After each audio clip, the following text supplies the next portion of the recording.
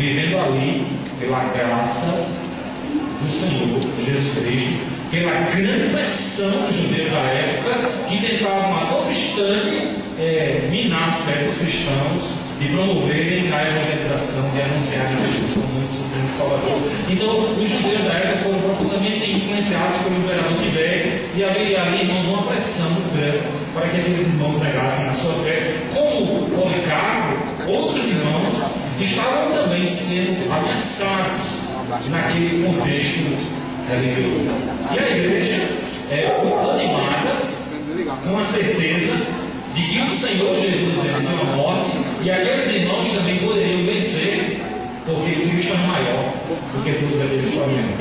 Assim, como Cristo venceu as lutas e venceu as tribulações, os cristãos também poderiam vencer até a morte em Cristo Jesus. O Senhor Jesus conforta e fortalece os cristãos em meio às lutas que eles estavam travando ali. Então, essa carta escrita por João à igreja de Esmirna tinha como objetivo fortalecer aqueles irmãos para que eles se mantivessem firmes e constantes, sabendo que o Senhor é maior que todas as coisas, e que mesmo que eles tivessem que enfrentar a morte, ser martirizados como Policarpo foi, que eles entendessem que eles tinham a vida eterna em Cristo Jesus. E o texto, irmão, da carta diz assim: conheço a tua tribulação, a tua pobreza, mas tu és rico.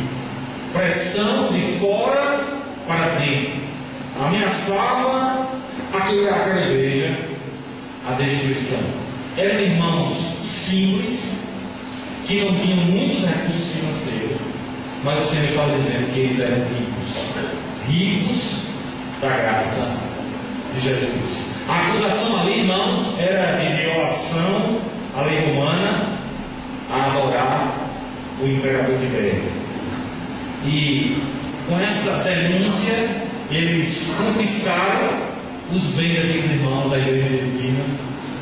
Aqueles ficaram sem recursos e passavam privações e lutas e pressão. É interessante pensar, irmãos, que em meio a tudo isso, eles não conseguiram afastar aquela igreja de Esmirna da presença do Senhor Jesus. Mas nem sempre é fácil a igreja conviver quando lhe falta alguma coisa, especialmente recursos financeiros. Na verdade, quando falta tudo ou falta alguma coisa, a fé do cristão ela é testada. Na verdade, é muito bom quando a gente está tranquilo, quando a nossa conta bancária está no azul, quando a nossa despensa está bem cheinha. Mas, irmãos, quando a gente passa privações, lutas e dificuldades, nem sempre é fácil a gente manter o elo de constância, de fidelidade, de fé, de vida com Deus na paixão. Servir na bonança talvez seja fácil. Quando temos tudo, parece ser moleiro, né? Para nós. Mas essa igreja dá uma demonstração para nós de muita fidelidade espiritual. Confiscaram os seus bens e a sua liberdade, mas no entanto esse povo continuou firme, a ponto, irmãos, do apóstolo João, inspirado pelo Espírito Santo de Deus, dizer que aquela igreja era uma igreja rica espiritualmente. O anjo da igreja diz que eles não eram pobres, pelo contrário, aqueles irmãos eram ricos da graça e da presença do Senhor Jesus Cristo.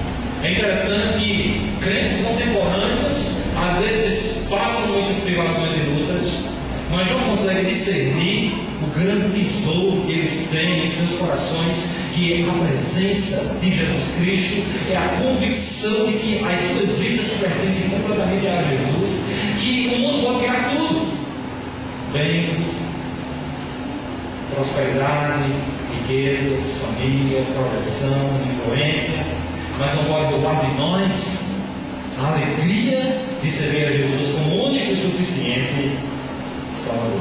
Irmãos, parece um contrassenso, mas Jesus diz que eles eram ricos, ricos da graça, ricos do poder de Jesus Cristo, em meio a um contexto de luta, de dificuldade.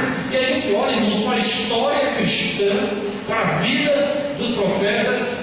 Foram pessoas como o apóstolo Paulo, que não desfrutou de muitas riquezas, que para levantar o seu sustento ministerial ele fazia tendas, ele passou privações, lutas e dificuldades, mas no entanto ele tinha alegria em seu coração e servia ao Senhor.